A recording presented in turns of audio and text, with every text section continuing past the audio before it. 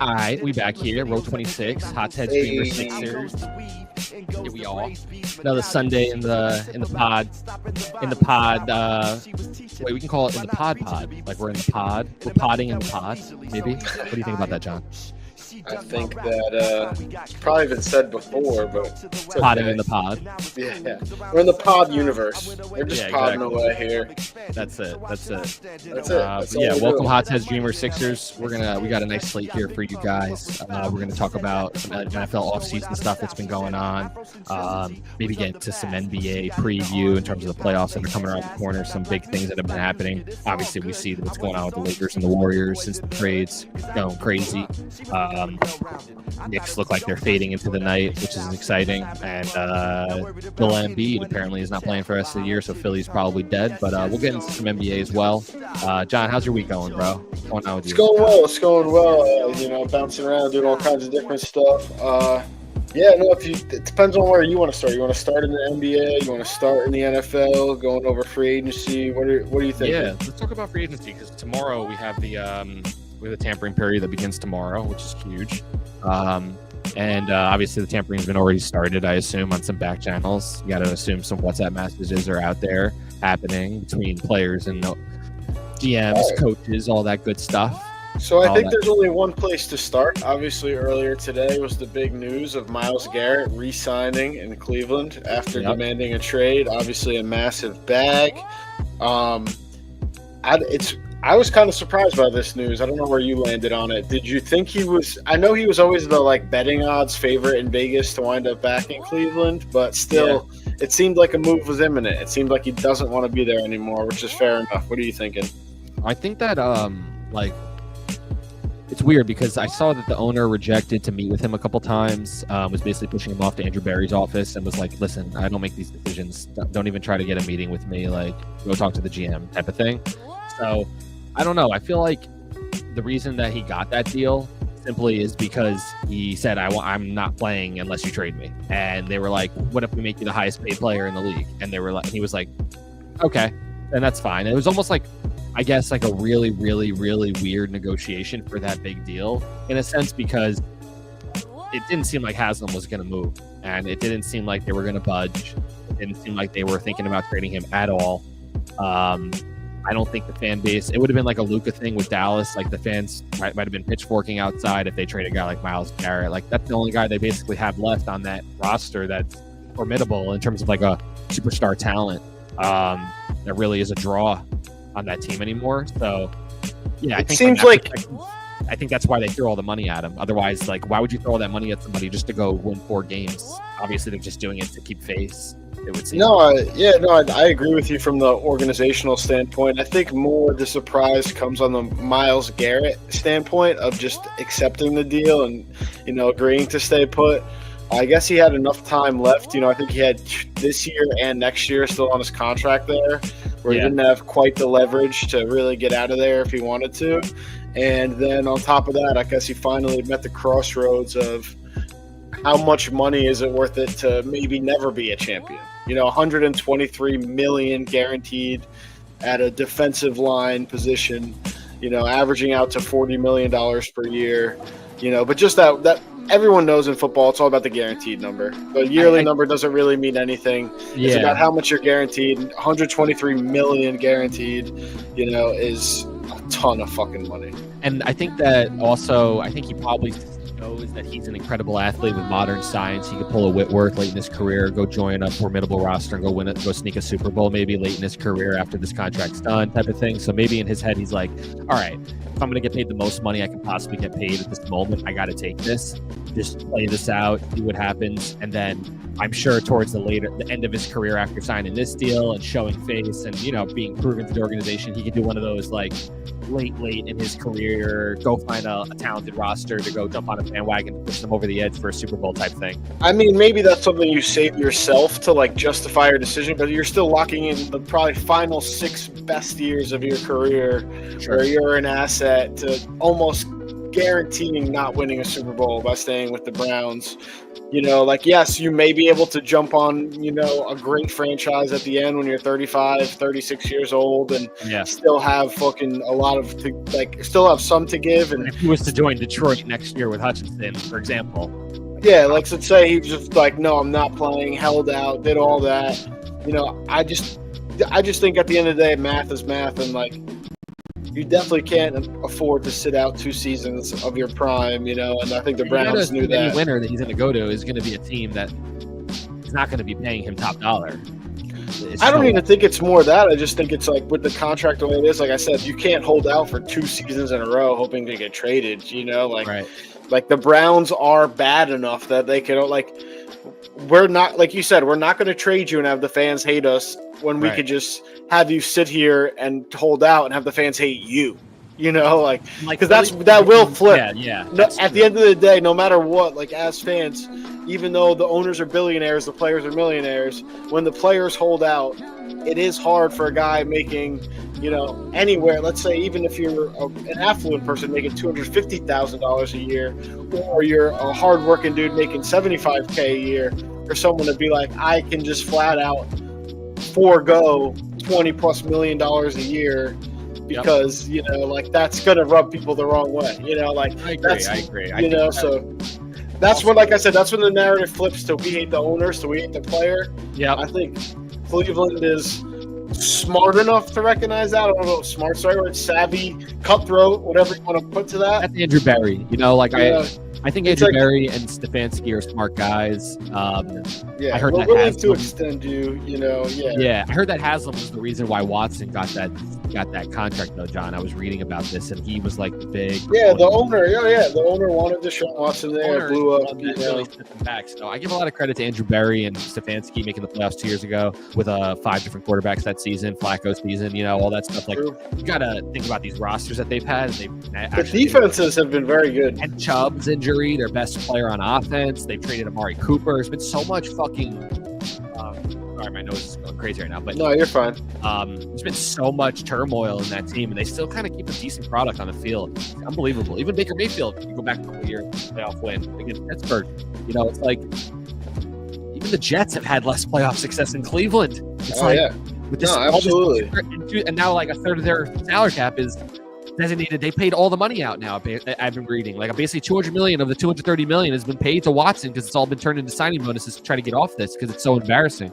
They're literally like getting nailed to the chalkboard at this point. Is what I guess the phrase. Like, they're literally. And I guess that's indicative of, you know, we've seen the meme of the jersey with all the different quarterbacks. Like, at the end of the day, you can do everything right, but if you miss on quarterback for 30 years, it doesn't matter, you know. Like, we've all seen the picture of the quarterback with, like, people's names crossed out, written back in it, from Tim Couch now all the way to Deshaun Watson and Dorian Thompson-Robinson, and, you know, it goes on and Joe on. Flacco, it's just keeps going with this team. Cade McCown, Colt McCoy. Yeah, no, it's tough for the fans in Cleveland. They do seem to be diehards. I think that you know, this signing is a step in the right direction, though.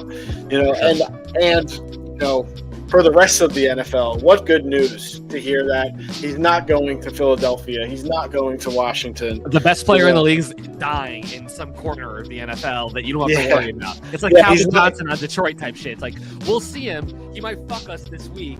And maybe they'll sneak by because he'll get 7 sacks or he'll have 250 yards and 2 touchdowns. But it's like, hopefully, on the off chance they don't have their greatest game of all time against us, we barely will see them and we can beat the shit out of the team they're on. Hopefully. And also the 2 NFC, you know, championship game contenders were the 2 highest betting favorites after the Browns to get him.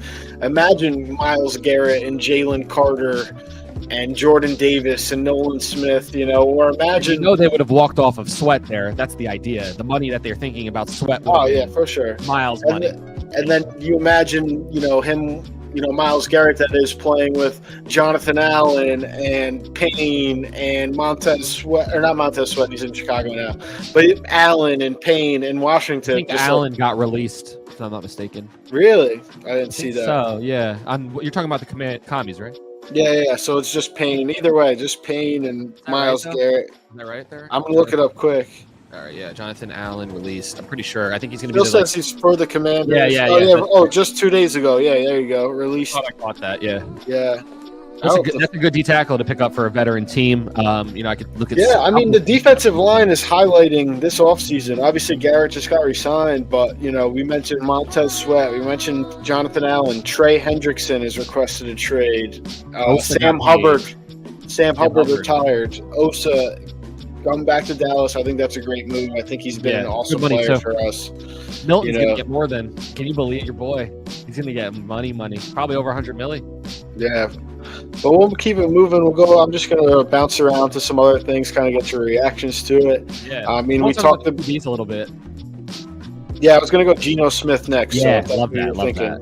Would love to talk about that. So, yeah, I mean, it's patchwork for sure for the Raiders, just to show face, I guess, put a product on the field to start the regime of Carroll. Probably draft a quarterback, I assume, and behind that, I got to assume. So they'll probably have Geno in there to start, and then probably draft like maybe a Jackson Dart late first, early second type thing. I could see that. Yeah, so this is the Raiders we're talking about. They traded for Geno Smith, a 3rd-round pick. I mean, I think you're probably in the right range of we can't do this whole Aiden O'Connell, Gardner Minshew thing. Let's get Geno in there. We've talked last week about how Tyler Huntley made a Pro Bowl, but Geno Smith's still a 2-time Pro Bowler. With the Seahawks, obviously improved his career after moving on from the Jets. They also need a number 1 receiver. They're bad. Yeah, they re-signed Max Crosby. Another guy making $91 million guaranteed. Not really even that close to Garrett, crazily enough, but still $90 million guaranteed. Same kind of wager of, is it worth it to move on or just be generational rich? Yeah. That guy's not just a sack guy either. That's a TFL guy. Crosby's a locomotive. That guy ruins games. No, I think it's a good deal for the Raiders, honestly. I agree. And then they brought in Alex Capo, who I know was released from the Bengals after having a rough year, but has some good years. Maybe he just was banged up. He's a guard.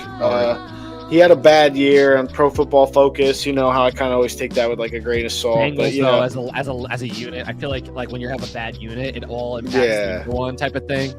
Yeah, I agree. I think if he can return to his form, he'll be a good player. But so you're saying the Raiders are probably going to go QB? I think they're drafting 6th, if I'm not mistaken. I would guess so. I think it would be crazy if they didn't, unless the guy that they're targeting is taken. Yeah, I think they're picking 6. So it seems like Shedeur is the one who's going to drop in this draft, just based on what I've seen so far, what I'm reading here and there. It seems like Cam Ward is going to be that number 1 guy, or somewhere in the top 3, no matter what. You think Dart goes ahead of Shedeur? I don't know who you're saying is ahead of Shedeur. Jackson Dart from Ole Miss? I don't think Jackson Dart's ahead of Shedeur quite yet, but I just think it's looking like a top 10 or top 5 at least quarterback. How many QBs draft. go in the top 5? I just think 1. That's what I'm saying. I think it's just Cam Ward, and I think it's the Giants trading up, or Tennessee moving on from what's his face. A lot with the Giants. We could talk about the Giants for half a second here because we're talking about quarterback. Because I think the Giants were actually, weirdly enough, in on Geno. I was reading an article by Art Stapleton that Geno, Aaron, and I think they're going to be checking in on Kirk as well. Because the plan is, I think, to draft a quarterback with the veteran that they signed. But I think it depends. If you get Aaron Rodgers and you can get Devontae Adams, then maybe you don't trade up. You get an Abdul Carter, or you get a fucking Travis Hunter if they're available at 3. And go from there. What are your thoughts on that? I mean, it feels ostentatiously like what the Jets did and ended in utter and complete failure. It's like you literally saw it happen in your same building that you play in, and I just think for me it would be absolutely torrential downpour of a mistake if you were to try to get one of those veterans. Let's say they trade for Kirk and pay him. Atlanta's paying most of it, so they just do the Russell Wilson contract with him, give him for the league minimum, and then they draft a quarterback. Is that what you would do if you've got a guy like Kirk or Aaron, or what would you do if you were in this situation? If you were the Giants, just think other than the mold of the Packers, where we've seen it work with obviously Aaron Rodgers and Favre and, Jordan Love to an extent, we've seen success already at a young age. I promise. It seems like guys starting right away is the overarching correct strategy. Like when we look at Jaden Daniels, when we look at, a guy like even Bo Nix last year, Caleb Williams had his struggles, but had his good moments also. Had his and bad coaching to boot. Bad coaching. So I think that even like going back farther, like, Russell Wilson, Ben Roethlisberger, like, I don't think necessarily like it could work having someone, but I think the Giants have been so bad for so long, not even to be like mean, but it's like there's no need to be like, oh, let's have the stopgap while we, have a young QB come in and try to make the playoffs while they get better. It's like, why don't we just ship the whole thing and start over again? Clearly we've had mistakes. The only thing I think I said on another pod was like, if you do get a good quarterback in there, it gives you a better chance to evaluate the GM and the head coach. But at what risk, to spend whatever millions of dollars you're going to spend to bring in these guys? For $5 million. I mean, if that's an option. I don't know how little. I don't know how much Atlanta's willing to actually eat. I think that's no. Atlanta's. It's not even their option. They're on the hook. It's for them. It's like the Russell Wilson thing. The guarantees they're already on the hook. So this next season, but I've been reading that Atlanta's not even going to be trading it. They're going to keep. Yeah, that's what I'm saying. Like I think the problem. The problem is Atlanta's not going to want. I think the Giants are going to have to agree to pay some of that money. Like there's if obviously they really wanted Kirk. If Atlanta was. Like you're saying, it's not up to them, but in a way, it is up to them because they could not trade him and just keep him, and right? Not, because if the difference is $5 million added to their free agency budget, why wouldn't they just keep him and have an elite backup? Like one of to Penix and he's generally a good guy. Like you're not going to hear. Yeah, exactly, a good locker room guy. Like if you're only saving $5 million, you might spend more on a good backup in the open market. 100%. After you trade him, maybe you get picks or whatever. So there's, what I mean. There's give and take, but I mean, who else is viable for the Giants? Like Russell Wilson, maybe. I know, but that's weird, and like I don't even know what that does. I don't even know if he fits our scheme or anything like that. I don't like that at all. We don't really have a deep threat like that. Like, I don't know. We were more of like a 100 cuts to the body type of offense. It would seem in terms of the players that we have with like. Wan'Dale Robinson, Neighbors, and these kinds of guys. We don't really have like an over-the-top traditional like streaking guy like Pickens maybe, or like Austin the third. So I guess that's why that fit a little bit better with Russell Wilson. But yeah, I don't know where the Giants go with this. They really fuck themselves in being in purgatory between like a young team versus like a team that has good veterans like Dexter Lawrence and Okereke or whatever. So it's just a weird roster also, which is the biggest problem, I think. And I think a lot of teams are going through this right now. Like you have this point in your team where you have like, you have a sprinkle of veterans, you have a sprinkle of rookies, and then you're coming up in the draft right now. So you got these guys coming into their second year who are rookies last year who played big roles maybe, or like you got guys that are over the hill. It's just, when you don't have a quarterback, all that is messy.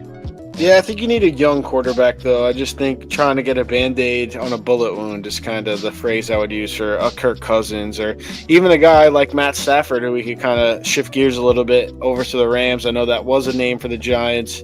Yeah, the deal was done, apparently. He ended up going back to the Rams, re-signing, staying in L.A., I think a lot of it had to do probably at this stage in his career, wanted to keep his family in the same place. And, like the Rams were the closest team in the playoffs to beating the Eagles. They have a formidable roster. They're going to move on from Kupp. We'll see what they do in the draft. Yep. They also traded Jonah Jackson 1 year after signing him from the Lions. I think this is kind of just a weird. It just wasn't a good marriage. They tried to force him Lion, though, with what's his name? With Ben Johnson. They tried to force him to play center because they didn't do good at center, and then he had a bad year. But I think, like you said, I think this is a good move for the Bears, only trading a 6th-round pick and getting a guy, Jonah Jackson, who was highly productive with the Lions 2 years ago and got a big deal. And then, it's a weird one of those moves where maybe the Rams were just kind of like ready to cut bait. Maybe He was due a lot of money, I believe, too. Yeah, he got a big deal like the very previous offseason. It was a 1 year and trade move. I'm sure the Rams are like, I think maybe he just was frustrated about moving a center, and they want a guy who's willing to do anything. But he probably is just down to just be a guard, and I think the Bears are happy. Ben Johnson's happy to have him. And they do got his Tooney. job. The Bears traded for Tooney. Absolutely, they traded a 4th-round pick for Tooney. We've seen them acquire picks in the last few years, obviously with the Bryce Young deal that trading getting rid of that pick and letting the Panthers move up in the draft, and they've done a lot with their draft picks. Obviously, 2 picks in the top 9 last year. So I think this year they're willing to get rid of some picks and to try to get some veteran guys in that locker room. It's basically looks like the writing on the wall is do whatever we can to protect Caleb. Let's find out what we got here. And the Bears are 1,000% drafting a running back, first or second round. I don't know. First round, I think they're probably going to get another tackle to go on the opposite side of the guy they got last year. Probably more formidable, but this running back class is brim loaded. They're going to draft maybe 1, if not 2, I would say. Yeah, no, I love the running backs in this year's class. Obviously, Genty is, someone who's one of the highest graded running backs coming out in a long time. You got Caleb Johnson for Iowa. You have the 2 guys from Ohio State. I can't believe that. They got Travion Henderson and Judkins from Ohio State.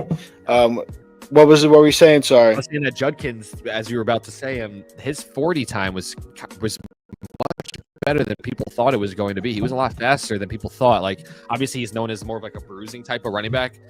I only got to see him a couple times. I saw him like more when the CFP playoff was happening a couple games, but he's definitely talented. Catch the rock.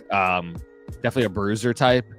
Could be like a bust, not a bust, but like a Najee Harris type that maybe just doesn't ever like. Najee Harris doesn't have a run over his career, I believe, over 37 yards. I think the stat is. So like, damn.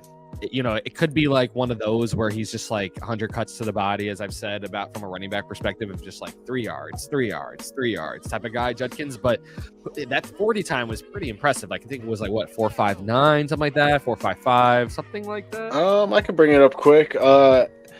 But yeah, I think Judkins and Henderson both had great years. Ohio State obviously ended up national championships on the heels of that running game. Will Howard didn't do himself any favors, so at least those guys did. Will Howard had a tough time throwing to randoms, that's for sure. Yeah, absolutely. I mean, and he'll have a pro day. We'll see how he does. For sure. I'm at running back 40-yard dash right now. It looks like I'm calling 4.59 is what I think I remember. Much better, 4.48. So 4.48.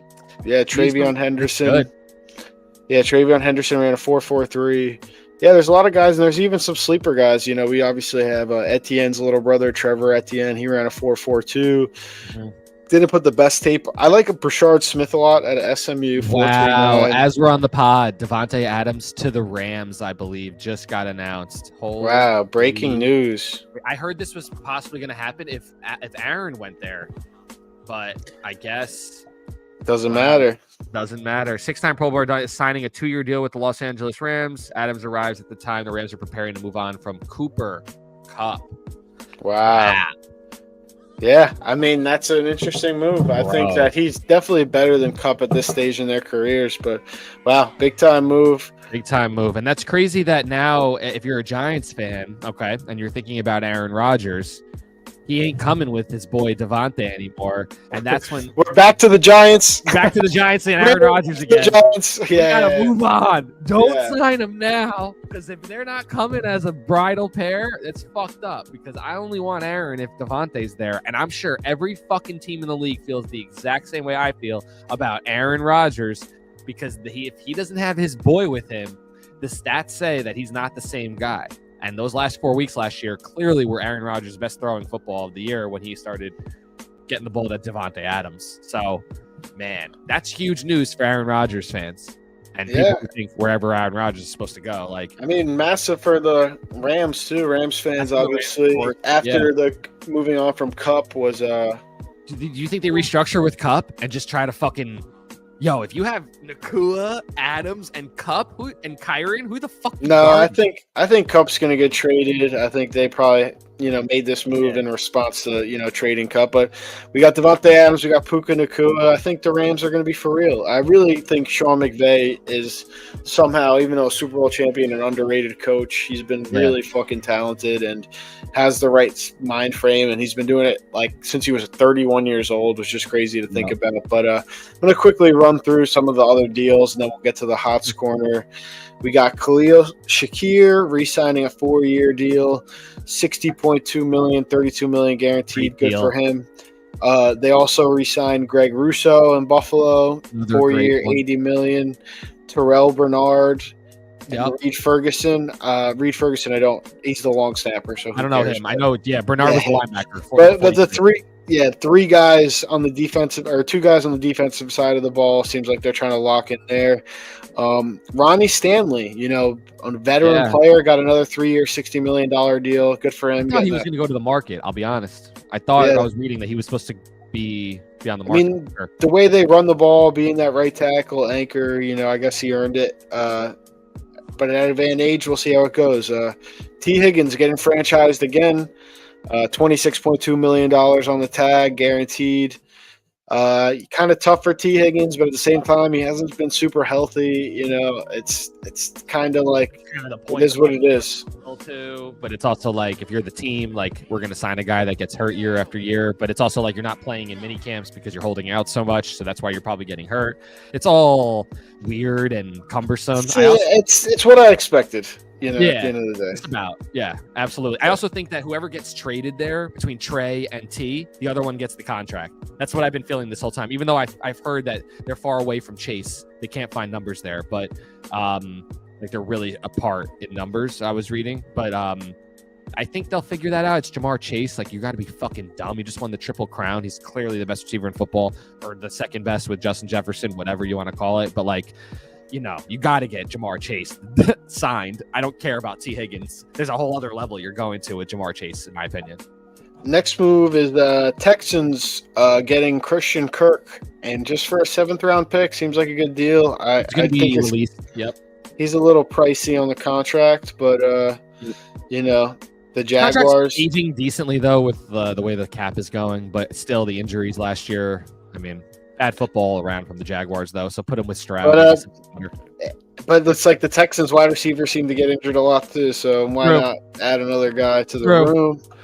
The Chiefs are going to franchise tag Trey Smith, re-signing Marquise Brown, 1 year, $11 million. Giving our boy Nick Bolton a well-deserved 3 years, $45 million, $30 million guaranteed. We all knew that was coming. Yep. The Chargers signed Elijah Molden to an $18.75 million extension. That's I don't know a pretty good deal. Position is he? He's a corner. He's pretty solid, like a nickel corner. Okay. We talked. The Cowboys re-signed Osa. What are they doing with Micah? Have you been reading on that at all? I mean, I think it'll be similar to Dak and CD. It'll happen closer to when the season starts. That just seems how they tend to do things. I don't see Micah leaving. I know there's a lot of people. Practice yet? No, Dak still. I think he's going to be close, cutting it close to starting the season. We'll see how it goes. He says he'll be ready, but long way away. The Eagles gave Saquon Barkley a little raise. Good for him. I think it's good favor, probably moved by Howie. It shows good favor to someone who signed with them, but expect a lot of guys with their hands out, when you do stuff like that. So we'll see if that bites him. It's result-oriented business is what Howie's speaking to there. It's like, okay, you just broke the record. You were on the pace of breaking Dickerson's record, and we won the Super Bowl. Like, this is when guys should be paid is also the thought there. Yeah, I agree. I'm just saying when Jalen Carter is up for a contract, it's all the same precedents. Like, I brought you a Super Bowl my second year in the league and all this other precedent. Exactly. Yep. Speaking of guys getting what they deserve, Zach Bond, 3 years, $51 million, $34 million guaranteed. That's a big deal for linebacker with one big season. Had a great year. Was Defensive Player of the Year candidate by all accounts. The Commanders are bringing Bobby Wagner back, 1 year, $9.5 million, $8 million guaranteed. Yeah, I think that's a great deal. They got Fat Debo, for a 5th-round pick. That's a good deal. I think he's on the last year of a big contract, so it'll be expensive this year. But then go hard Bro, this small year. stat on the commies, by the way, John. They run the number one team in running screens. Their screen game is huge. So if they're the number one team running screens, and you got a guy like Debo who's Makes people miss. Makes people miss. That sounds like nice. That's a good combo. Yep, and I think that's pretty much everyone. I'm just double checking real quick, but yeah, we talked about most everything else. We get into the hot corner, get it moving. Let's do it. That sounds good. Just quickly, of those quarterbacks that are left, any of those guys that you think, like, I think one thing I want to put on wax is that Sam Darnold to Seattle. Yeah, I've heard some of that. I mean, makes sense, I guess. Do you think it'll be a tag and trade? Do you think it'll be, a sign and trade or free agency? Either sign and trade or free agency. I like free agency the most, though, to go to Seattle for like 100. I think a tag and trade makes sense too, though. Yeah, maybe they might do that. Because once they tag him and trade him, then he could get a contract. I can see Daniel Jones in Minnesota. I'm calling it right now too. Nah, it'll be JJ. I'm saying with Daniel, both of them. As the backup, though, not. Yeah, like Daniel will start maybe first 3 games, and then JJ the starter the rest of the season. I don't even know if we'll get those first 3. Hang on one second. I'm gonna get some more luck. Okay. Some other things that I think might happen too. Justin Fields to Pittsburgh. I've been reading about Justin Fields to Pittsburgh. Seems like Arthur likes him a lot, and they just like his professionalism. He's very Yinzer. He's been very professional the whole time, even pulled in and out of the starting job. We're getting into the Hops corner. I feel like every question last week was all sports, so I made sure to have some life questions in here. All right. We got to have some fun with it. I'm going to start with Oreos or chocolate chip cookies. But Oreos are a specific brand. Chocolate chip cookies is like a generic cookie. Yeah, I mean, but there's no like other Oreos, so it's Oreos is a brand and a specific type of cookie, I would argue. But if you want me to be like chocolate Nabisco chocolate chip cookies, we could do that. Or Mrs. Fields. If we're just doing chocolate chip cookie, I would say chocolate chip cookie. Just answer your question. Madden or 2K? Madden. Have you ever kissed your dad on the cheek?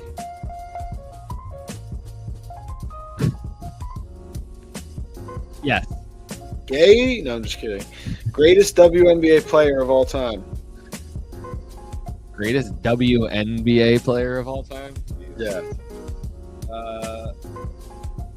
Probably like accolades wise, the Rockets girl. What's her name? Shell Swoops. Favorite freezer to microwave food of all time? Oh, comments. I mean, using comments. Favorite food to microwave specifically. Like freezer to microwave, like a microwavable meal, not like leftovers. Probably Hot Pocket. Hot Pocket's a good one. Will Cooper Flagg be the best white American player since Larry Bird? No. Austin Powers franchise or American Pie franchise?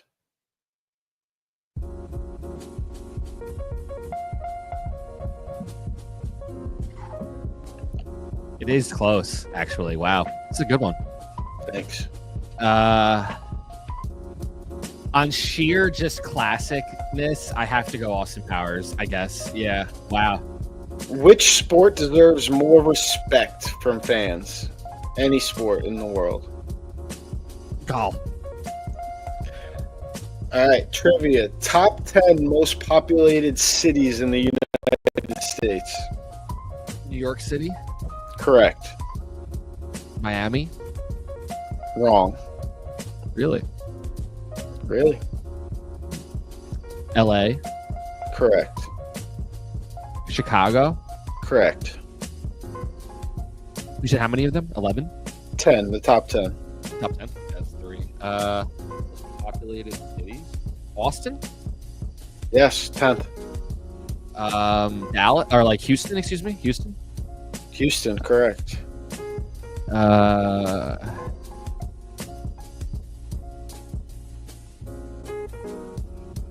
Atlanta? No. Really? Huh? San Francisco? No. All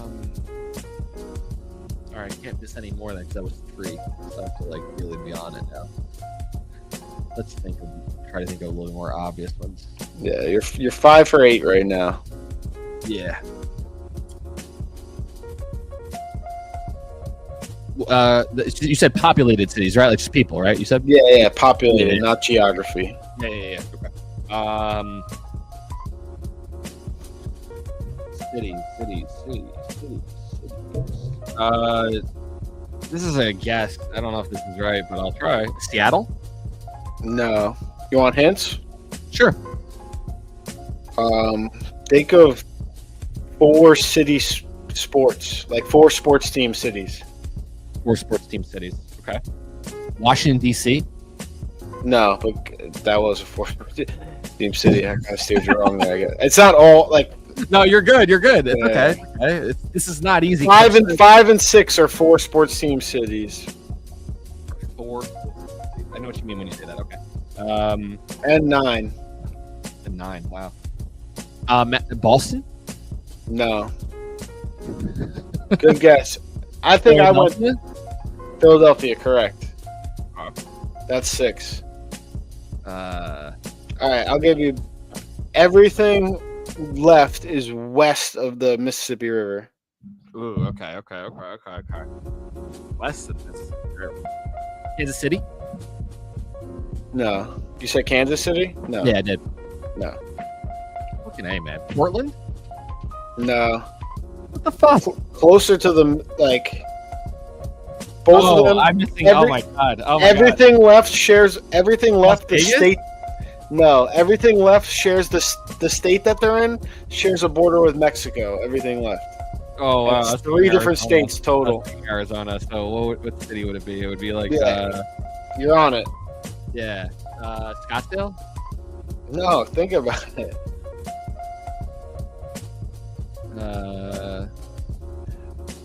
Phoenix. Yes, they're not a 4 sports team city anymore. So I kind of fucked you there. I forgot that Yeah, they I went. was about to say. The Coyotes went to Utah this You're year. good. You're good. Salt Lake City. No, Salt Lake City doesn't touch Mexico. Oh, yeah. Utah doesn't touch Mexico. Clue. Yeah, I disregarded a clue. Think about states that have cities that touch Mexico. I was thinking San Diego. San Diego is correct. You have 2 more left. They're in the same state. 2 more left, and they're both in California. No, they're in the same. The They 2 are- of them are in the same state. Oh. Not California, not Arizona. Dallas? It touches Mexico. Dallas. Oh, they're both in Texas. And I said Houston. I said Austin. In Texas. Oh man, what am I missing down there?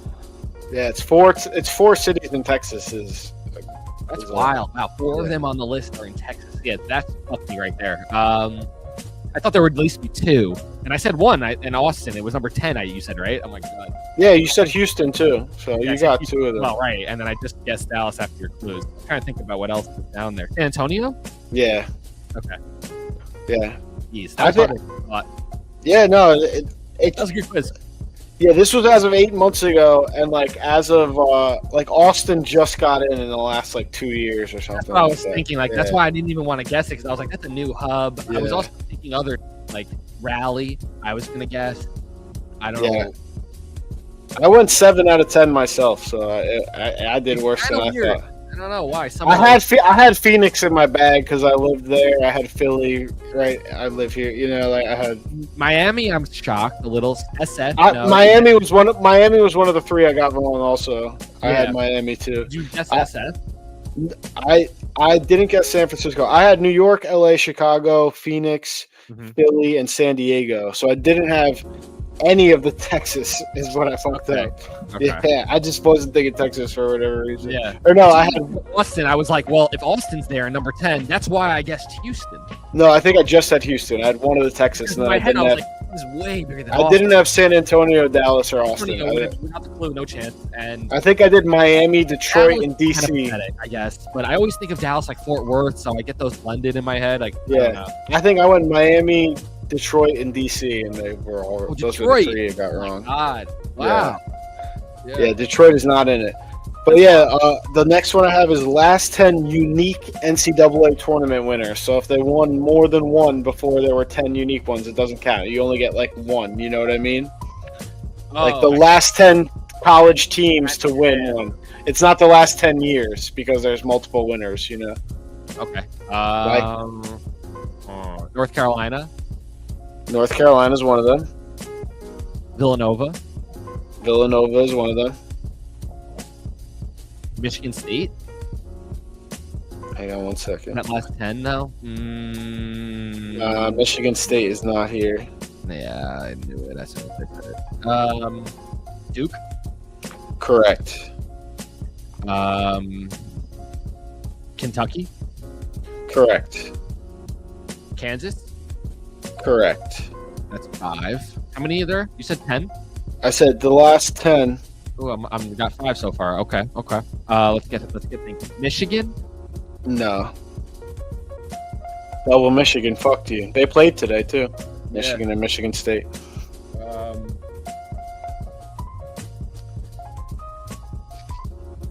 Let's think. I'm gonna let you think for a little. I'm not gonna. Yeah. Give me a couple minutes. Yeah, let me think about it.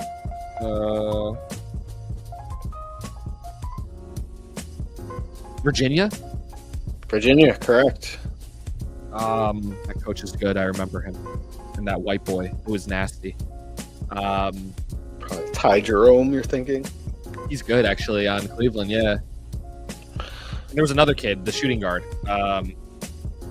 Good.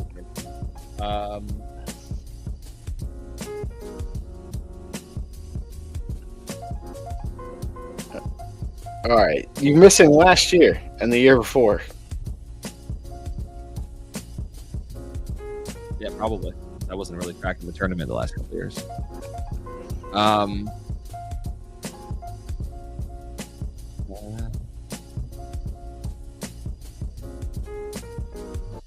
North Carolina, we said already. So The least, like the one that's farthest away, was one back to back.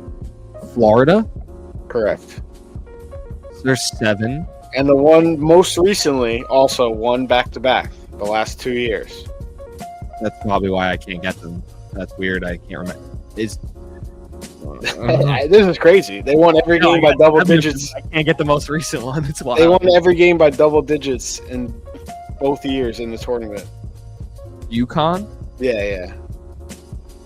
Took me a second there. I know the coach of the Glass is a maniac. He's an awesome coach. He's awesome. I love him. Dan Hurley. The next most recent one is it goes UConn, Kansas, and then blank.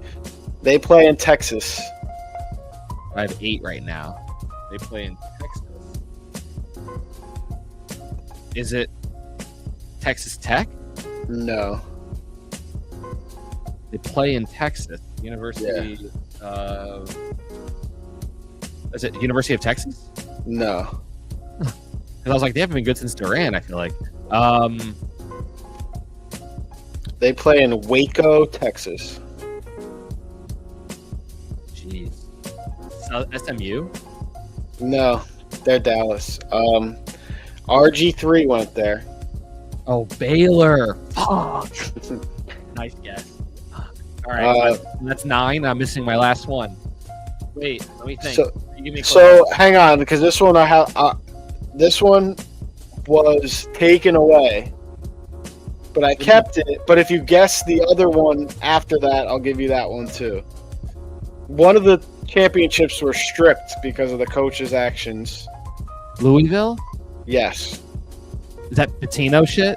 Yeah, and then the one more. If you're not counting Louisville, there's one more after that. Big East school. Syracuse? Correct.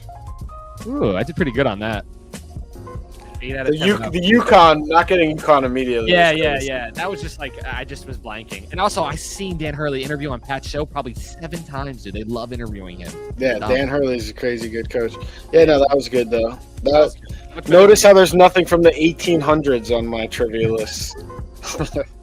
Honestly, when I originally do those quizzes, I don't source the answers. So I'm just like, because I have so much confidence in you, I just like pick a category and I'm just like, all right, John might know this. Let's just do this quiz. Nah, I mean, I still did good. I'm still I just proud. two of those But I'm like, this is ridiculous. He's like, two of those you guys were like, one of them was like Pudge. One of the guys' names was like Pudge. Two of them, let's be clear. Two of them, you knew half the name when I queued it. Yeah, no, I did Perfectly. fine. But the one was like, there's no way I'm gonna get fucking like Pudge. You know, like Yeah. from 1845 or whatever. Or something. Yeah, his name was fucking Pud. I was like, I'm done with Pud. Yeah, I'm off Pud. Fuck Pud. Oreos or chocolate chip cookies. The It only was a good. PUD It was a is good. Pudge. That's the only PUD I know is Pudge. That's Ivan Rodriguez. Yeah, fucking Pud. Pud I got. Yeah, his name stands short for fucking puddle of shit. Oreos or chocolate chip cookies? You bring up a good point, but I stand by my point that Oreos is a brand and also a type of cookie because there's no like. It's not like. This is just an example, but it's not like Miguel's Black and Whites, like where there's also black and white cookies at delis. Like it's just Oreos are synonymous with that cream-filled chocolate outside crispy cookie. You know. Yeah, I mean, I guess I like Oreos, the vanilla Oreos too. So I was thinking about that, the golden Oreos. Those are. Oh, fire. I get what you're saying. Like if I'm including all of the Oreos umbrella. Brand to me versus Yeah. talking about that chocolate with the white filling. Yeah, because now Oreos has like fucking cake batter Oreo. Got Yeah, it. yeah. If am I including? I guess I'm. Oreo would be compared to Chips Ahoy. Because Chips Ahoy is chewy and the regulars and whatever. Yeah, you know. yeah. I hear So what you're saying. if we're just talking about cookie versus cookie, it's chocolate chip cookie all day long. I think I'm an Oreo guy. I think an Oreo dipped in milk is the elite cookie, but I'm not a cookie connoisseur. I ain't a CC. You know, I'm not. I ain't a true CC. I'm more. I like if I'm going sweets, I'm more of like a sour candy, like you know, or like a sweet candy. Like I'm more of candy over cookie. I'm a cookie guy for sure. Costco cookies, McDonald's cookies, Subway cookies, Entenmann's cookies, Mrs. Fields cookies, Chips Ahoy cookies, any kind of cookie, I'm riding. Yeah, you're a cookie. You are a CC, a cookie connoisseur. I don't know. I think just an Oreo dipped in milk is Oreo dipped in milk. cookie. By the way, higher. It's a 1-1 cookie for me. If we were drafting cookies, I'm taking Oreos number 1. So. But no, we may win some regular season games, but I'm pretty sure Chips Ahoy is winning the Super Bowl. Or Chips cookies. Yeah, like homemade chocolate chip cookies. The homemade chocolate chip cookies, they're gonna probably take over the Super Bowl. All right, fair enough. Regular season Dubs don't go like 14-3 with the Oreos though. They're a special team versus like an everyday team. I got you. Madden or 2K? So I play 2K right now, so I can speak to it. This is not like ignorance. I have 2K and I have Madden. I like both. I just think consistency. Also realism. Like 2K is really stupid where you can be right underneath the hoop and just press the block button and they'll miss every layup every time. Doesn't matter if you're LeBron James, just because I pressed the jump button and it got in your way in some vicinity. So they automatically botch a 2-foot layup. That's defense, bro. You D'ing up, bro. It's broken. Nah. Madden's a lot more like you can be strategic, you can user a lot more and stuff like that. And I just also feel like Madden in general, like playing football is a much funner sport to play in a video game than just playing a basketball game in a video game form. I think Madden's had way more of like an impact on my life. Like growing up playing Madden, like running the franchises. Like I played a lot more Madden. I played a lot of 2K too, especially in like the glory years, like 09, 2010. Like I remember like meeting my sweet mate. We like never really talked. Like a black kid from Harlem. We like played 2K, and like that's how we like bonded. You know what I mean? Like I think I hit a game-winning 3. Like when we played against each other at the buzzer. Definitely some good 2K moments. But what I will say, I think Madden has fallen off.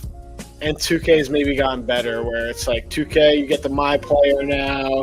You get playing on the streets, stores, and do the trainings and stuff like that. Yeah. They have all these different things that you can do in the game. That's street ball. You can go play street ball. Yeah, it's cool. And obviously, with them both becoming an upsell product, where they want you to pay for coins to buy upgrades and this and that, it's kind of taking away the nostalgia from the game. What'd you say? After they make you spend probably $60 to $70 on the game. Yeah, exactly. Yeah, upselling. EA is a robbery institution. They rob the boys and girls out here. I think like when early Ultimate Team, like I figured out how to like get enough coins to like have like all 99s without like having to pay, but they like figure that out. Like they like now like they have like a literally like free economy market where they like take 10% tax on like when you sell a player.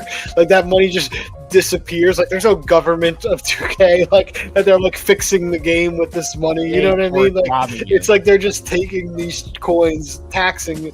It's like, why is there sales tax on a video game trade? Credit cards to the game. So anytime they want an in-game purchase, it's just you click literally down on the D-pad 3 times, and it loads up. You know, there's no code involved. There's no nothing. It's all preloaded. So you just your mom. There's no like parental advisory. Like I remember. Nope. Before you know it, boom! You just bought $100 worth of VC coins. So you can make your player a 99, and your mom is wondering why she has a $100 bill from 2K. Yeah. Kendrick Perkins was talking about his son spent like $15,000 on like Fortnite or some shit like that. He's like, "Yo, how the fuck my son gonna spend 15? Like my credit card company doesn't alert me or anything." Like, you know, it's just crazy. Talk about in-app purchases. It's a free game, but they have all these songs and all these show-off songs that you can pick from. Archives, bro. All of Eminem's Curtain Call album, like crazy shit is in Fortnite now. It's wild. Insane. Yeah. Insane. But I'd have to agree with just Madden on it's like the nostalgia factor, like the Ray Lewis cover, the Michael Vick cover. Like the game 2K and that world came from Madden. I feel like the Madden's the OG sports game. Yeah, just EA over 2K in general. Basketball is NBA Jam. Anyway. Oh, fair enough. Have you ever kissed your dad on the cheek? I'm Italian. I'll kiss you on the cheek. I was just fucking with you. Yeah, I don't know. I mean, I definitely kiss my dad on the cheek. Is it frequent? No, but yeah. No, it's crazy. Like people don't even like hug their dads. There's like dads like that. Yeah, that's wild to me. Yeah. That's like kids who like shake their dad's hand. Like that's weird. How crazy is call that? Their parents by their first name. I fucking hate that. Yeah, I think everyone has like a phase of that when they're a little kid. But then they usually it's like weird though, kind of. Yeah. No, it's weird. I always think. Oh, you see Derpy? Oh, Derpy's back. Here. He said, "Holy overpay." What's he talking about? I wonder. I don't know. Derpy, what are you talking about, bro? We always appreciate when you clock in with us, though. Who's the overpay? Are you talking about Devontae? Josh Allen got overpaid. Oh, Josh Allen. I didn't even see the deal. Let's see what he got. Let's look it up. I'm interested. I didn't see this. We didn't see this. We've been recording, bro. So we're gonna go look at it right now. Let's see what he got. Oh my goodness, 3 minutes, $330 million contract over 6 years. $330 million contract. $250 million guaranteed. Holy shit! And they already signed Rousseau, and they already signed Shakir. We just watched Deshaun Watson, who has played maybe like 40 snaps. All right, you can't compare fucking little like fucking. But how are you gonna look Josh Allen? What I'm wondering is this. I'm not comparing. What I'm wondering is like if you're Josh Allen's representation and Brandon Beane's talking to you, and Brandon Beane says, "Listen, we can only pay you $200 million guaranteed," and he goes, "Deshaun Watson just got $230 million guaranteed." How are you going to look me in the eyes and say Josh Allen doesn't deserve more than him? What do you say to that? I mean, the guaranteed is only $20 million more, but then there's another $80 million he's probably going to get, with the 330. 4 years left on his deal. Yeah. I mean, it's probably going to wind up ending up being a steal for the Bills. I know it sounds like an overpay now, but in 3 years, that contract's probably going to look good. I think you're kind of missing it, bro. I think John just spoke to it, which is that Mahomes is actually like the 6th or 7th highest paid NFL quarterback right now, because when they paid him that $50 million a year, that was 3 or 4 years ago. And now with the cap going up, like John just gestured at, this deal is going to look great for them if it's like 10 years, $900 million, or 10 years, $650 million, whatever it ends up being, or $600 million. In another year's time, as this cap continues to rise, it can be a bargain. Yeah, I mean, he's arguing he can't get past Mahomes. That's, a fair critique of Josh Allen. Even this MVP, a lot of people thought Lamar might have deserved it. It might have been a little voter fatigue.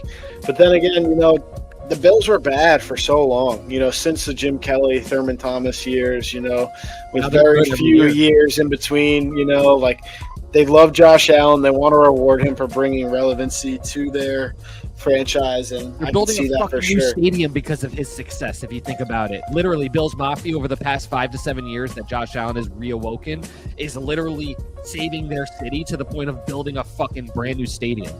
Yeah, I'm sure Josh Allen's dad's kissing him on the cheek right now to celebrate. He's probably trying to sneak a kiss with Haley Steinfeld too. Like, Haley, come here, give me a kiss too. Everyone celebrate. Yeah, he's like goes to like give her a kiss on the cheek and it's like turn your head, right now. turn your head. Then there's my Steelers that are going to offer Sam Darnold. I hate my life. That's actually, yeah, that's coming, bro. You wait. It's either him or thought you said Justin Fields. Seahawks. I thought you said Yeah, it's Seahawks. either him or Justin Fields. Sam Darnold, if he goes to the Steelers, man. All right, greatest WNBA player of all time. You went with Cheryl Swoops, I think you landed on. Yeah. I like Diana Taurasi. That was always my girl. I loved freaking. She was a monster at UConn. The accolades for swoops. Let's see what we got. All right, I'll Going do to- Taurasi. Or you do Tarasi, I got swoops. Diana Taurasi Women's reference. basketball, here we go. Swoops. Diana Taurasi is a MVP, 11-time All-Star, 3-time champ, 14-time All-WNBA, 5-time scoring champ, Rookie of the Year, 2-time Finals MVP, baller. So this is 3-time MVP, 3-time Defensive Player of the Year, 7-time All WNBA, 4-time NBA champion, WNBA champion, 2-time Steals champion, 6-time All Star. Nah, you and Durpee are wrong. This is when the WNBA. This is like the playing versus plumbers era of the WNBA. Diana Taurasi has twice as many All NBA teams, All WNBA teams, I should say, 14-7. She's a 3-time champ, 2-time Finals MVP, 5-time scoring champ, 11-time All Star. The defense, bro. Where's the defense there? First pick, first overall, and then not to mention at UConn, how many championships did she win? 3, 4? Yeah, the UConn stuff is good for her. The defense is not even close. Swoops is probably the best defensive woman ever, actually. She's 3-time Defensive Player of the Year, 7-time All WNBA. I don't know, 2-time Steel champion. I mean, too. you said 7 times. Diana Taurasi's 14-time All WNBA. That's twice as much. Yeah, it's true. How many MVPs does Taurasi have? 1. So Swoops has 3 league MVPs. But again, that's the playing versus plumber. She was playing in a league with like Yeah. 6 teams in it. How many rings? Diana has 3. And 2 Finals MVP. Swoops has 4. No Finals MVPs though. And, you know, Derpy's saying here, Swoops or Cooper are the 2 best. They played on the same team, so they're obviously going to win a lot. So, you know, like, if they're both on the same team, you can't, like, takes a little bit away from their winning. Let's look up Lisa Leslie. What's her stat? Let me see. 8-time All-Star, 2-time Defensive Player of the Year, so 1 less than Swoops. 3-time MVP, same as Swoops. I like Lisa Leslie more than I like Swoops. to be honest. I don't know about They'd that. be saying the older WNBA was better, but also there were way fewer teams, so it's easier to win. It's easier to Maya Moore, accumulate yeah, stacks. Maya Moore too short stint though, but probably in terms I of agree. talent. Yeah, probably Maya in terms Moore of didn't talent, play Maya long Moore enough. is the best WNBA talent ever, in my opinion. I think John even has mentioned that on the pod before, that she's like unbelievable. Like, she's played 9 seasons in the WNBA, and Diana Taurasi was all WNBA 14 times. You know, Yeah. we talk about greatness. You got to have You gotta have long longevity. term. Yeah, You gotta have longevity. Well, like I Longevity said, is part of greatness. I disagree that the older WNBA was better. Yeah, I don't know think about the older that. anything was better. And also, like I said, they just keep adding more teams. It's like we talk about 4-time champion. It's easier to be a 4-time champion in an 8-team league than a 16-team But we also talk league. about the idea of washing down the league. So you tell me there's more teams, I'll tell you that you can't name a player on 12 of those teams. You know, that's the Yeah, challenge. but at the same time, it's still harder to win a championship with more teams because your For team sure. is also Statistically, watered you down. Get it done, yeah, with a bigger pool. Yes, yeah.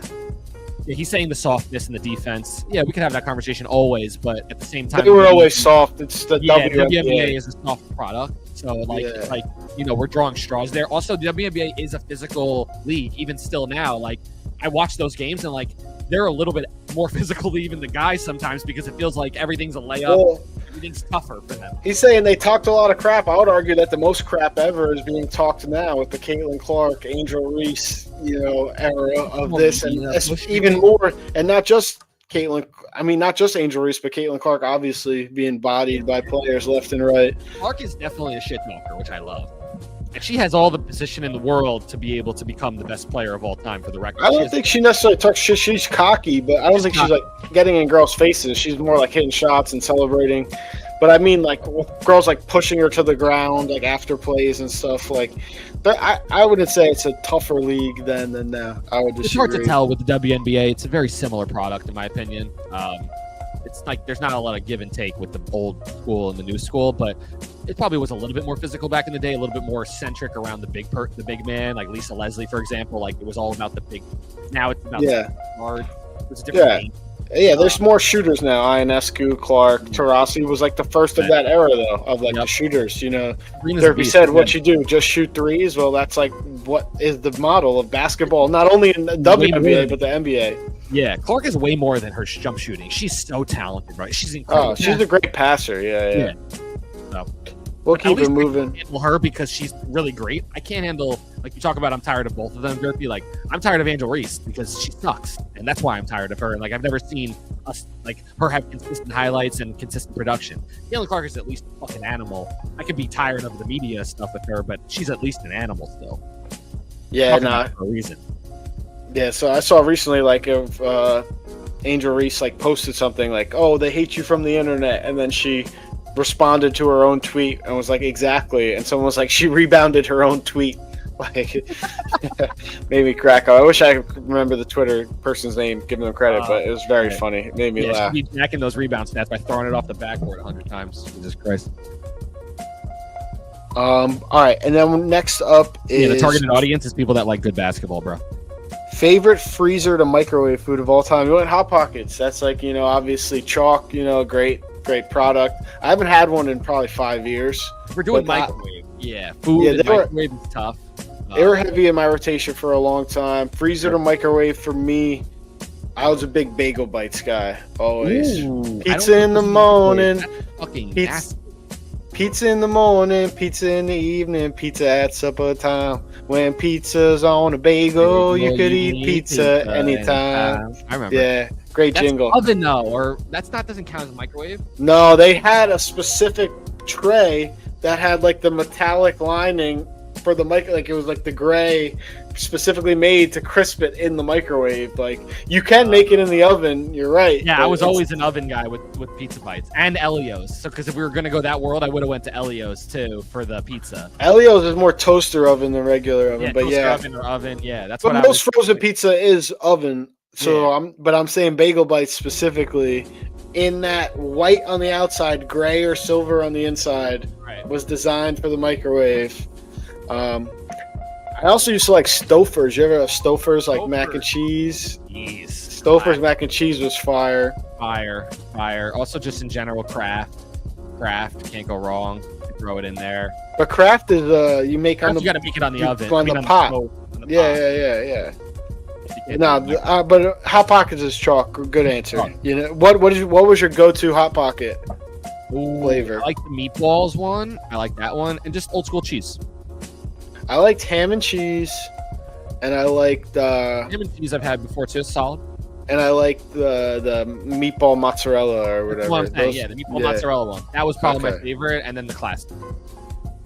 Will Cooper Flagg be the best white American player since Larry Bird? You said no. So who's on top of him? Who's on top of him? Like right now? JJ Redick. And just anybody. Yeah. So you think Cooper Flagg will have a worse career than JJ Redick? No, I'm just saying I need to see it. Like Cooper Flagg's very talented, but like I've seen. That's what I said. Will he be? We're projecting outward here. As talented as Larry Bird? No, I'm saying the best since Larry Bird. So better than anyone since Larry Bird. No. I would say the best white American player since Larry. Kevin Love, get the fuck out of here. Yeah, I say Kevin Love would probably be the gold standard there. You Tyler get into, Hero, like, he might not be better than. It's like, what are we talking about? Mark Price, John Stockton. Brent Barry. John Stockton is a good one because I think that's pretty close. He's kind of contemporary with Bird, but Bird was definitely drafted before John Stockton. For sure. Bird's an so- 80s, 90s guy. Stockton's a 90s, 2000 guy. I think Stockton is probably 80s, 90s also, but Think so? yeah, but I think Bird was like early 80s versus Yeah. like mid to late 40s. 80s. He's like a core 80s, like championships in 80s guy. Yeah. Well, like drafted, I want to say like that 79 was when Magic and Larry Bird played against each other in the NCAA championship at Indiana State, Indiana State, Michigan State. Yeah. But no, I mean, I think that's a good one. I guess if we're including Stockton, he'll be very hard to pass up. Kevin Love or I think Cooper Flagg's legit. I watched the Duke North Carolina yesterday. He's fucking legit. You saw in those runs with the USA team last Yo, summer. he went like took like fucking 2 dribbles from half court and just yammed. Like no one got in the way. I was like, and he's pulling up jumpers when like He's skilled as fuck. when the defense is good and he pulls up the jumper and knocks it down, like when he can't get to the rim, that's when I'm like, okay, he's a problem. Professional. Yeah, It's like yeah. everything's cut off. There's nowhere to can go with pass. the play. Now what? Yeah. And he passes, he plays defense. Cooper Flagg's legit, bro. That's I saw something about like 5'2" basketball player for sure. and I saw something about like how if the Wizards like the lottery comes out before you have to decide if you're going to enter the draft. So he has the opportunity to maybe go back to Duke if he doesn't want to go to a team, try to get lucky in the lottery next year. I wouldn't run that gamble too many times because even with NIL, you can make a ton of money, but you can make generational money in the NBA, obviously. And then on top of that, you get to your second contract quicker, the quicker you go to the NBA. Time might be better just to go back, chill out at Duke, maybe win the Natty. Get another. I'm sure NIL he's making close to 10, if good not money. more. You're going to get probably another prospect that wants to come play with you. That's going to come out of high school. That's going to come down to Duke maybe for one season, and then you fucking go win the Natty, and then you come back, and it's another season. And what happens each year? The league's getting more and more expensive. The salaries are going up. Everything's going up every year. So it's like, Yeah, but if everything's going up every year, you want to get there sooner, so your second contract, comes sooner. true, I guess. Yeah, the Supermax slides in there. Yeah. But But is he going to get a Supermax on a team like the Wizards? I mean, we'll see. It's tough. I think eventually, you're probably going to get drafted by a bad team. That's just how it goes. If you're a gotta number get one drafted pick. to, it's almost like you got to get drafted to a good bad team, like one of those bad teams that has like a star on it. Yeah, like- yeah. I mean, That's what teams try to hope for, where it's like you have a Dame Lillard on Portland bad team, and then you draft. Hopefully, you can draft and find, I don't know, pick a player. but it's like at the end of the day, like the Cavaliers were never a winning team, and then they drafted LeBron James, and now down the road they're still a winning team because they drafted LeBron James. Basketball is the one sport. yeah, Basketball is the one sport that's still player over organization driven. 100%. Because there's only 5 guys on a team on the court at a time. Like that one the best player on the court wins most of the time. Like at the end of the if day. they're really engaged and they're really geared in, not like a lot of times they're controlling the entire game. Yep. Yeah. So if you get a generational guy, that's a quicker way to change your franchise than to change ownership versus other sports. If it's a guy like Cooper Flagg on Washington, and then you go to the free agency and you go and sign, let's say there's a small whatever, any player. You could go maybe trade for LaMelo Ball. Then you pair LaMelo Ball with Cooper Flagg. LaMelo has been talked about maybe being traded from Charlotte and then moving on, starting fresh there. So, or maybe you get traded for Zion from the Pelicans. You put Cooper Flagg with Zion or something like that, and you build a little something from Washington, make a playoff run. You got to do it step by step. Yeah. My point being is that talent trumps culture. Yeah, talent will push everything. If you had a Not guy, that you don't need a good culture to win. yeah, Not that you don't need a good culture to win, but you need the talent to almost build the culture in the NBA. Right. Where other sports, you need the culture to build the teamwork and the camaraderie. wow, DK just took the Steelers. Shut the fuck up. Holy shit!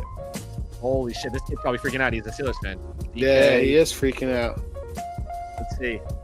The Seahawks are trading DK Metcalf for premium draft pick compensation per Tom Pelissero. Wow. So are they moving on from Pickens? I assume. Is Pickens still on the board there? What's up with Pickens? I guess I don't think that necessarily means they're definitely moving on from him. I think you could have Metcalf and Pickens and have two freaks on the outside. 33 seconds ago, George Pickens trade incoming. Who said that? I am seeing tweets about it right now. Is it just people like Speculating insiders? on DK. Yeah. Insiders speculating off the DK. Yeah.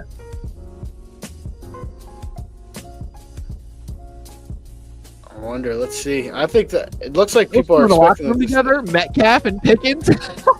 That'd be awesome to get. That'd be awesome. I mean, you know what it will do? It'll make quarterbacks more interested in going there. You read a story, but who could be the biggest prima donna, John? Oh, Pickens is the craziest still, but I'm just saying, if you're a quarterback, it's a more, enticing. All of them, yeah.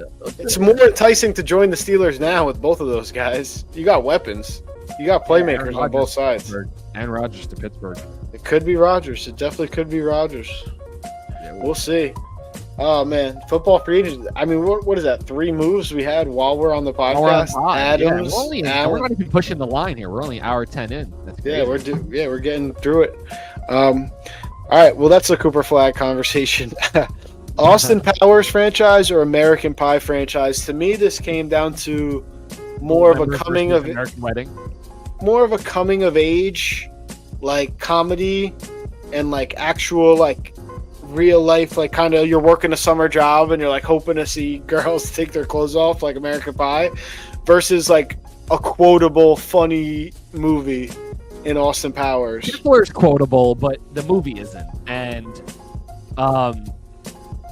yeah, Just like I there's don't so know. many more quotables. Yeah, there's so many in the more Austin quotes Powers. from Will Ferrell alone in the first movie. It's insane. When he gets burned, he goes underground. I'm still alive. I'm just very badly injured. It's just like mole. Oh, like, yeah. I mean, there's just so many. yeah, no, Oh my God. Austin Powers was great. And even people bag on gold. Lots of vagina. Yeah. Well, it's funny because people spoof. It's like they reuse the same jokes. But Austin Powers was virtually a spoof on like James Bond, where they keep replaying the Right. hits, you know. Right. And that's why you see the name, a lot of vagina, and oh my God, I'm trying to think. Gold Member. I can't remember Beyonce's name in it. Foxy Oh, Brown or whatever. Yeah. Like they play off the woman headliner name, but also Yeah. just epic like Heather Graham, Elizabeth Hurley, Yeah. just some legends of the game. Legends. I forget who plays a lot of vagina. What's her name? Legend too. I forget her name. I don't remember. Hang on, let me look it up. But number 2, so many good ones. Oh, so many good quotable stuff. Fabiana Udenio. I don't know who that is. Yeah. But which sport deserves more respect from fans? You said golf. I agree with that. I think golf looks so easy. Starting to get it with the full swing and stuff. I think people are starting to see the pressure and shit like that. But I also just think people don't understand how severely hard the game is and how week to week performing at a high level in golf every week. And like 2 holes can be the difference between you having a great round and having a shitty round within a 4-day tournament. You could perform well for 3.5 days. It's the back 9 of the final round, and you be in first place. Double bogey 1 hole, bogey the next hole, 3 strokes, and now you're out of the top 5, out of the real money. You just fucked your whole weekend, and your previous 3 rounds are for naught because you just fucked up on your final 9, and you just lost everything right there. And like that's how finicky it is. So I feel like the appreciation for the guys like Scotty who do it week to week and how he performs, and like when guys are on real. Even just like putting, like how much we see them like knock down putts, and we're like, Yeah. oh, that's easy. Like, but if you went out there, you'd miss so many of them. Oh, the toughest Yeah. green in the world. Yeah. Oh. Yeah, people are like, oh, I could knock that down. Yeah, knock that down. Not a problem. Yeah, no, I agree Yeah. with you. They don't get as much respect. I fuck with that. Like people that play for fun, that go out on the course, as you play and you start to learn about how fucking impossible it is, then you're like, it's no different than how you probably perceive people that don't understand what they're looking at when it comes to football. It's like you don't understand what that bro is doing right there is so fucking hard, and you're looking at it like, why are you making the play, bro? It's like you don't understand what your expectation is right now. There's no chance he had a chance to make that play. But to your point too is like professional athletes go and play golf and get humbled. You know, like even if they have a natural athletic swing and you know, even if they have, you know, great strength and balance, they still like it requires so much skill and technique. So I like that answer. I like this episode. It was a fun time. Glad we got to lock it in Sunday night. Derpy, thanks for coming through. Fucking loyal fan. We'll be back next week. We'll get into some more NBA playoffs preview for sure. And I'll give a quick victory formation. Drake's had an awesome year in college basketball. Been a money train for me betting. They won the conference today. They're 30-3. They punched their ticket to the tournament. And watch out for the Drake Bulldogs. They might make some noise, and they might cover a couple spreads for sure. Maxine Reynaud finished the year most double-doubles in college basketball. Finished the year with 20 and 10 average East on Stanford University. They're probably not going to make the tournament, but it's okay. Shout out to Maxine Reynaud. Hey, shout out.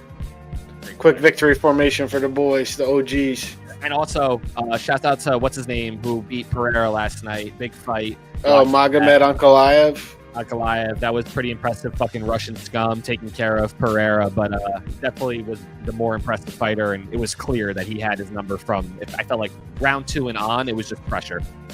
Yeah, no, he had him backing up the whole fight. Not the most entertaining style, but, you know, that's on Pereira to come forward and make something happen. He can't just be on the back foot and then blame him for pushing him against the cage. You got to stop him from doing that. And, you know, kind of expose Pereira a little bit. He's fought a lot of strikers, you know, to fight a grappler who could also strike and not be afraid of that one-punch knockout. He's a beast. Shout out to Justin Gaethje. A lot of good fights last night.